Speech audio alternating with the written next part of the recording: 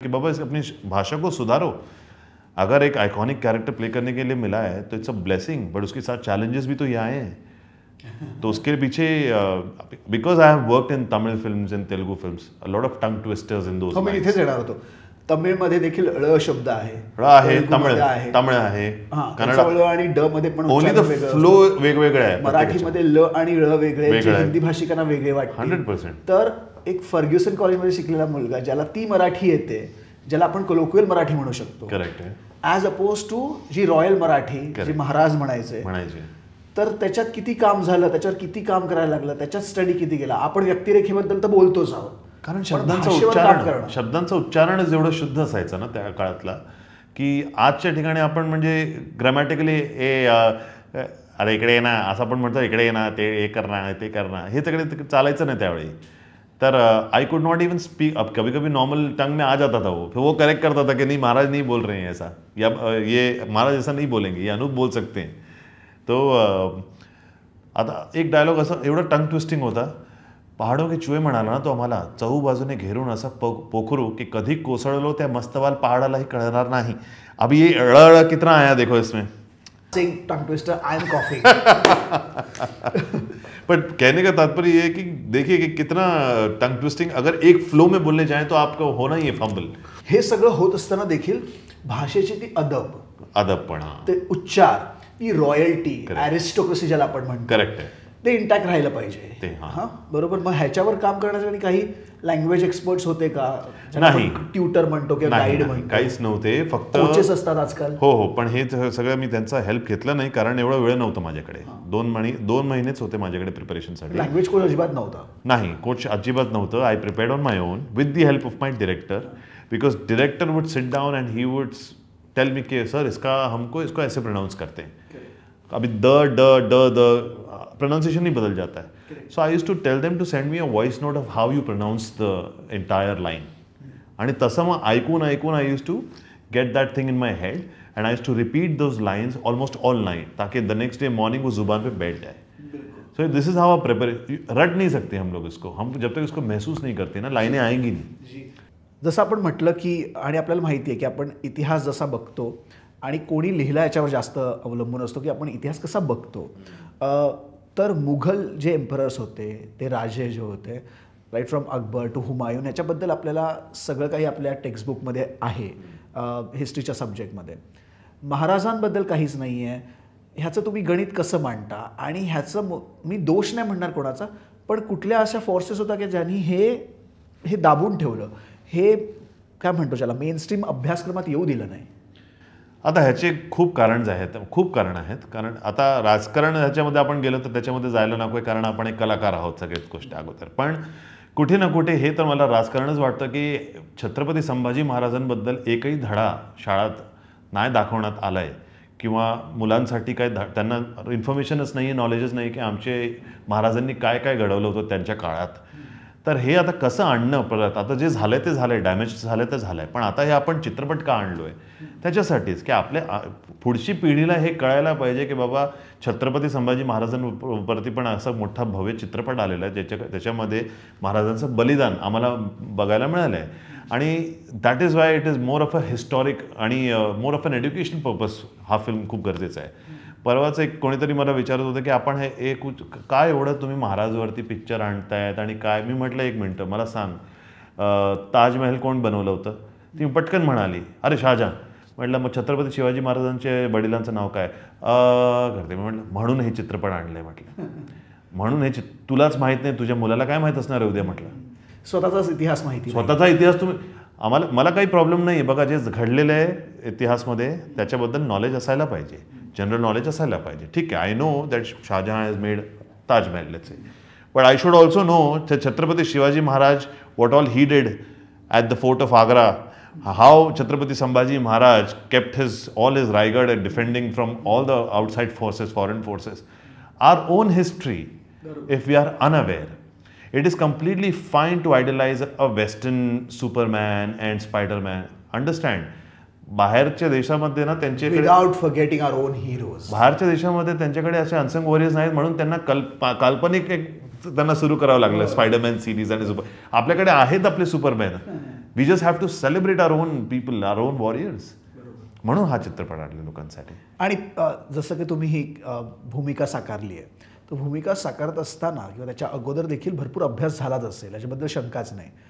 तर तुम्ही ते भव्य दिव्य, त्यांची भव्यता, त्यांची जी स्केल आहे त्या चरित्राची, ती कशी बघता? म्हणजे एकाच वेळेला इंग्रज किंवा पोर्तुगीज किंवा बाहेर युरोपियन कोणत्याही फोर्स, म्हणजे मोगल्सचं तेव्हा आक्रमण झालेलंच, पण त्या सत्तेला रोखणं आणि यांना देखील रोखणं, यांना आत येऊ न देणं भारतात, हे कसं बघता तुम्ही? ह्याचा अभ्यास काय आहे तुमचा? काय नाही, फक्त माइंडसेट एवढं स्ट्रॉंग असेल माणसाचा. कारण असं वाटतं from the character point of view, कधी कधी मी विचार करतो की माझे महाराज किती लोनली असायचे त्यावेळी, किती एकटे असायचे, त्यांना फील कराय.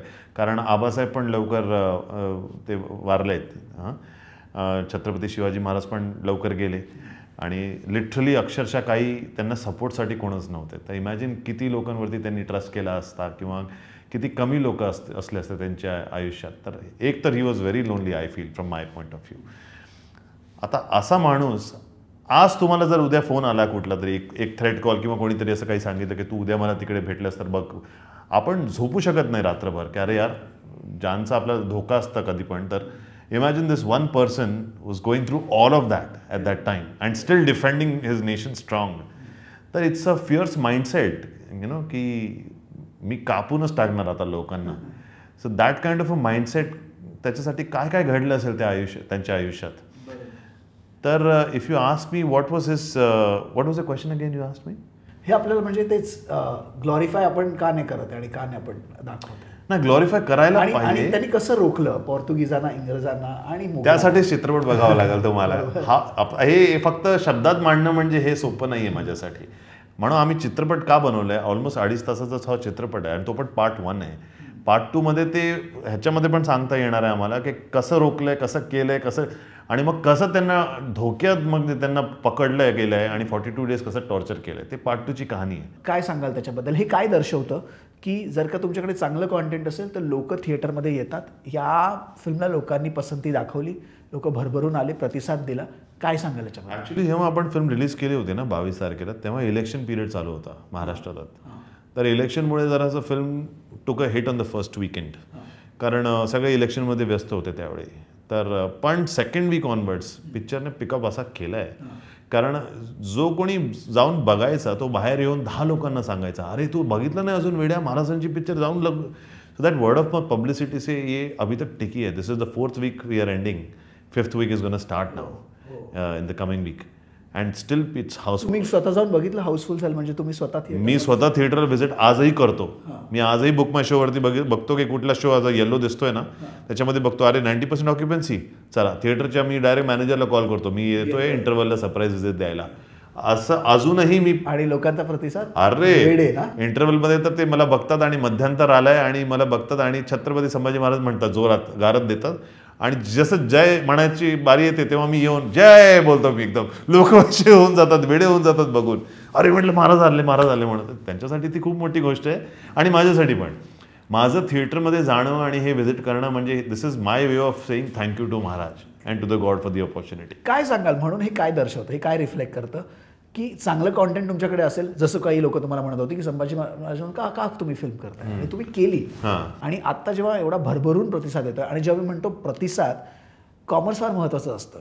कॉमर्स आणि क्रिएटिव्हिटीचं गणित, ह्याचा बॅलन्स नाही अजिबात. तर तुम्हाला तसा प्रतिसाद मिळतोय, कमर्शियली देखील प्रतिसाद मिळतोय, तर हे काय सांगतं? कमर्शियल पेक्षा मला जास्त प्रतिसाद आपल्या कॅरेक्टरसाठी, मेहनतसाठी आणि कॉन्टेंटसाठी मिळतंय. कारण content is the king eventually, ठीक आहे. आणि आम्ही सगळ्यांची मेहनत ते दिसून येते. जर तुम्ही जेव्हा चित्रपट पाहणार ना, तुम्हाला कळणार की मी काय बोलतोय. माझे डिरेक्टरची मेहनत, माझ्या निर्मात्यांची मेहनत, कारण निर्मात्यांनी पण कुठेही कॉम्प्रोमाइज नाही केला क्वालिटीमध्ये. ते एक मोठी गोष्ट आहे. मराठी पिक्चरमध्ये ना थोडा पैशांमध्ये ना कॉम्प्रोमाइज होताच, क्वालिटीमध्ये कॉम्प्रोमाइज होतो. पण ह्या ठिकाणी त्यांनी कॉम्प्रोमाइज केलं नाही, कारण आमचे निर्माते पण छत्रपती संभाजी महाराजांचे कट्टर भक्त होते. आमचे डिरेक्टर तुषार शेलार, ते तर गेल्या 2 वर्षांनी तो माणूस फक्त दिवस रात्र महाराज महाराज महाराज त्याच्यावरतीच तो काम करतोय तो माणूस. तर जेव्हा आपल्याला असा डिरेक्टर मिळतो ज्याचा विजन एकदम क्लिअर आहे स्टोरीबद्दल, मग ॲज अन ॲक्टर पण आपल्याला 100% द्यायला काही प्रॉब्लेम वाटत नाही अजिबात. फिल्मचं बजेट काय होतं आणि आता बजेट तर आता तेच सांगतील, पण it was a high budget film, सगळ्यात एक्सपेन्सिव्ह फिल्म आहे मराठी इंडस्ट्रीतली तरी रफली अप्रॉक्सिमेटली अप्रॉक्सिमेटली मला असं वाटतं 25 असं काहीतरी असेल आरामात. हो, कारण स्केल कारण VFX वगैरे वगैरे माझं असं म्हणणं आहे, कॅल्क्युलेशन आहे, पण मला ऍक्च्युअल तर कधीच कोणी सांगत नाही मला यार, कारण माझं नंबरशी काही लेणं घेणं नाहीये, माझं फक्त क्रिएटिव्ह कॉल असतो. पण स्केल बघून असं वाटतं कुठे ना कुठे एवढे पैसे तरी खर्च केले असतील त्यांनी, कारण VFX पण खूप आहे आणि OTT बघता मनी रिकवर होईल. OTT आहे, डिजिटल राईट्स आहे, चॅनल आहे, सॅटेलाइट हां सगळं आहे. आणि आम्ही आता दुसऱ्या लँग्वेजमध्ये पण देऊ शकतो नंतर, तमिळ असेल, तेलुगू असेल.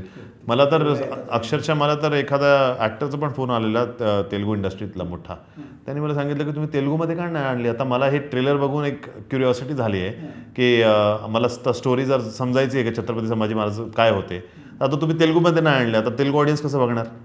आता निर्मात्यांना हे आता सुचलंय की बाबा तेलुगूमध्ये पण थोडंसं करायचं, त्या तमिळमध्ये करू आपण. तसं तर रिकव्हरी तर आरामात होऊन जाईल. पण रिकव्हरीपेक्षा वर्ड ऑफ माउथ पब्लिसिटीने this film is still holding on the 5th week is a very big thing. आणि हाऊसफुल आजही. तर आजही मी कधी पण असं मन केलं ना, बसत बसं म्हटलं एखादा थिएटर मॅनेजरला फोन करतो, काय किती शो चालले सध्या, हां हाऊसफुल आहेत, ठीक आहे मी इंटरव्हलमध्ये येऊन जातो. इंटरव्हलमध्येच मी 10 मिनिटं फक्त सगळ्यांना नमस्कार, थँक्यू तुम्ही वेळ काढून आलात त्याबद्दल, आणि आपल्याला छत्रपती संभाजी महाराज कसे वाटले तुम्ही मला सांगा. त्यांचा प्रतिसाद मला मिळतो, प्रेम मिळतो, 2-4 फोटोज घेतो आणि पटकन निघतो. अजून एक फिल्म येते संभाजी महाराजांना, छावा, विकी कौशलची. म्हणजे back in the day there was a film on Bhagat Singh. तिथे 2 भगतसिंगच्या फिल्म पॅरलल ड्रॉ होतात, कॉम्पिटिशन होते आणि कम्पॅरिझन देखील होते. तुमची फिल्म ही वेगळी कशी, USP कसा याचा वेगळा, आणि तुम्ही ह्याचं पोझिशनिंग कसं केलं, ह्याचा टायमिंग कसा साध्य केला. टायमिंग वगैरे तर बघा तसं तर काही कॉम्पिटिशन नाही आहे, कारण आमची फिल्म आता 22 तारखेला आली आहे आणि त्यांची आता 14 फेब्रुवारीला येणार आहे. तर टाईम आम्ही दोघांना तेवढंच मिळतो आहे आपल्या आपल्या चित्रपटामध्ये शाईन करायचं. दुसरी गोष्ट अजून एक की I am a very big fan of Vicky Kaushal. He is a very well renowned and very refined polished actor.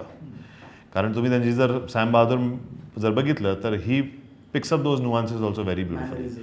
Correct. So I am equally excited की तो पण छत्रपती संभाजी महाराज झाला आहे यार, त्याचं व्हर्जन काय असेल. माझ्या आतला एक ॲक्टर तोच तेवढंच हंगरी आहे की बाबा त्याचा प्रोसेस कसा आहे ते जाणून घ्यायचं आहे मला. तर म्हणून आय एम व्हेरी हॅपी. आणि मेन महत्त्वाचं काय आहे, छत्रपती संभाजी महाराज ग्लोरिफाय होत आहेत, कॅरेक्टर ग्लोरिफाय होतो regardless of who is playing it. तर आम्ही सगळे इकडे विनर आहेत. हां, महाराजांनी आम्हाला पण ब्लेस केलं, त्यांना पण ब्लेस केलं, तसंच आहे गोष्ट. फक्त स्केलचा डिफरन्स आहे इकडे. That's a proper pan India Bollywood film on a bigger scale. आज is a Maharashtra based regional film. आणि एवढंच डिफरन्स आहे की त्यांनी 3 तासामध्ये कदाचित पूर्ण पिक्चर दाखवणार आहे ते, आणि आम्ही पार्ट 1 आणि पार्ट 2 मध्ये दाखवणार. अजून डिटेल हिस्ट्री, डिटेल जे जे काय काय घडलं होतं, जे आपण कदाचित 3 तासाच्या चित्रपटामध्ये नाही दाखवू शकत, तर आपण त्याच्या पार्ट 2 मध्ये पण ग्लोरिफाय आणि अजून डिटेलिंगमध्ये ॲज पर हिस्ट्री फॅक्ट जाणार आहोत. तेवढंच डिफरन्स आहे.